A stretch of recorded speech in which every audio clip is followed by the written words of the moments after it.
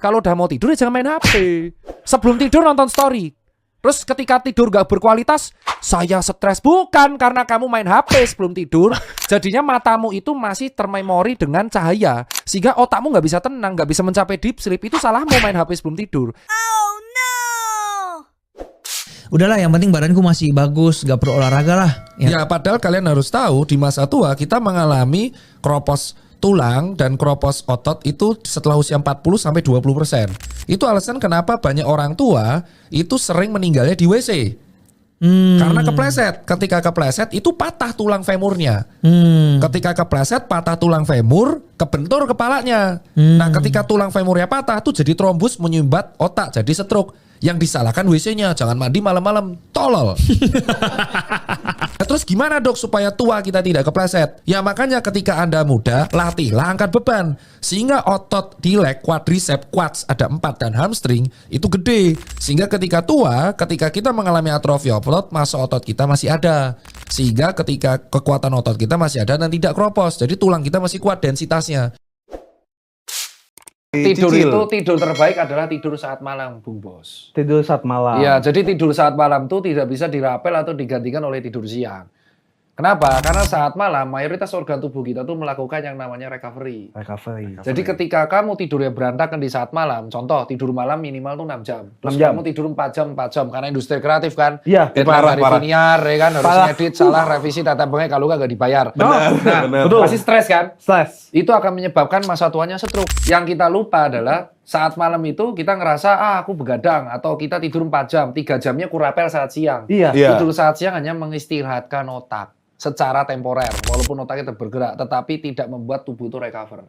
Tubuh harus recover itu saat malam. Nggak regenerasi ya. Nggak bisa regenerasi. Makanya orang-orang di industri kreatif yang jam kerjanya bebas itu sering mengalami penyakit-penyakit kronis. 1 stroke, 2 gagal jantung, 3 diabetes mellitus. Jadi kerokan itu sama seperti bekam. Kalau bekam tuh dari Timur Tengah, kalau nggak salah, kalau kerokan tuh dari Cina.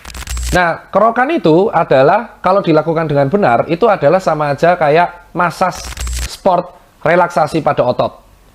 Nah, jadi ketika otot kalian itu dikerok, itu akan meningkatkan aliran pembuluh darah kapiler pada otot rangka. Ya, sehingga otot tersebut akan menjadi rileks. Dengan catatan yang ngerokinya nggak kasar, Mas. Kalau yang dikeroki itu pakai uang logam tajam, ya betul relaksasi, lecet kulitmu aja, lecet melicet beset. Nah makanya yang sering terjadi efek samping kerokan adalah kulitnya beset. Tapi kalau kamu pegel-pegel dikerokin itu memang efektif. Ya pegel otot loh ya, pegel otot. Kalau kamu olahraganya terlalu serius, kompetitif, bisa menyebabkan kerontokan. Arjen Robben contohnya. Ini serius ini. Bener, Arjen Robben, Antino Conte. Memang betul, kalau kamu terlalu stressful, rambutmu tuh bisa rontok. Jadi yang membuat rambut rontok di pria itu stres. Sesuatu yang berlebihan, stressful, kerja berlebihan, olahraga berlebihan, mikir berlebihan, galau berlebihan, mabuk berlebihan. Semuanya itu bisa menyebabkan rambut Anda rontok. tidak pernah seberlebihan itu. Enggak, ini buktinya saya rambutnya tetap padat. Tapi sudah mulai beruban. Ya kan tua. Itu stres. Uban bukan karena stres, Mas. Uban karena tua. Oh. Jadi karena habit dengan dimanjakan teknologi, mereka apa-apa diantar, ya kan, apa-apa fast food, apa-apa manis, minuman boba manis, gak pernah olahraga, kena virus marah-marah, gampang sakit marah-marah. Nah berarti kan, oh ini yang kita angkat kan, kalau mau tidak gampang sakit ya jaya hidup sehat. Yang sehat aja cepat mati dok. Loh kalau kita bicara takdir itu beda urusan. Memang takdir ditentukan oleh Yang Maha Kuasa. Tapi adalah kewajiban kita manusia menjaga kesehatan. Jangan sampai kita menjaga kesehatan setelah sakit dulu. Apa itu perokok bermartabat? 1. Kalau sekitar ada anak kecil, ya jangan rokok. Jangan kenalkan rokok pada anak sejak dini. Kedua, jangan merokok di dalam rumah. Itu asap nempel lama dan akan berbahaya buat keluargamu. Karena faktanya yang kanker paru paling sering adalah perokok pasif. Jangan merokok sambil naik motor. Terus ada alasan, ya kan motor saya, matamu tuh. Yang berikutnya adalah kalau kamu mau merokok, tanya dulu izin. Saya selalu tanya samping saya, bos, izin merokok ya? Jangan dok, stop. Lu tahu nggak resikonya kalau merokok di indoor itu apa? Tembok ini asap nempel lama. Jadi kalau merokok usahakan di mana?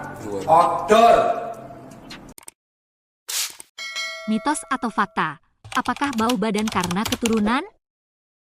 Ini pertanyaan mitos. Bau badan itu dikarenakan adanya penumpukan bakteri pada tubuh kalian.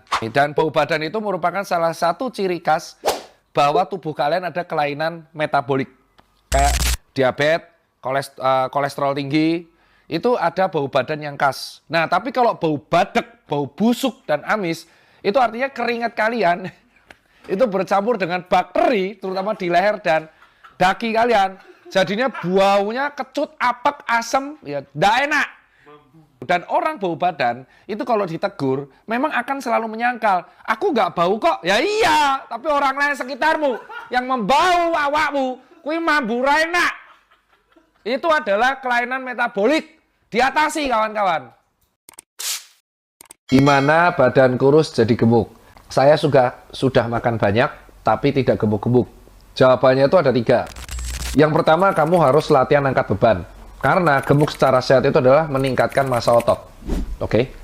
Dan cara meningkatkan massa otot yang paling proper adalah dengan latihan angkat beban, calisthenics, cross training, atau HIIT di rumah atau home workout di rumah. Itu nomor 1. Yang nomor 2, memenuhi kebutuhan nutrisi kalian, terutama protein. Minimal 0,8 sampai 1,2 gram per kilogram berat badan. Ya. Nah, kalau misalkan kalian makan banyak, tetapi tidak gemuk-gemuk, bisa dipastikan komposisi protein yang kalian makan itu berkurang. Yang ketiga adalah istirahat yang cukup. Karena rata-rata masalah banyak orang, itu ternyata dia latihannya bagus, nutrisinya bagus, tapi tidurnya berantakan. Emang benar, kebanyakan makan mie instan bisa bikin usus buntu. Nah, kalau makan terlalu banyak, itu yang confirm pertama kali adalah justru resiko untuk hipertensi. Tapi mie instan, itu tuh gizinya itu minimal gitu loh. Itu tuh hanya untuk mengisi perut. Biar perutmu tuh enak, ada isinya gitu loh bro. Namanya gandum, renek sayur, ada daging gitu loh bro. Jadi makan instan terlalu banyak, itu gizinya itu minimal. Jadi karena kalorinya tinggi justru meningkatkan obesitas.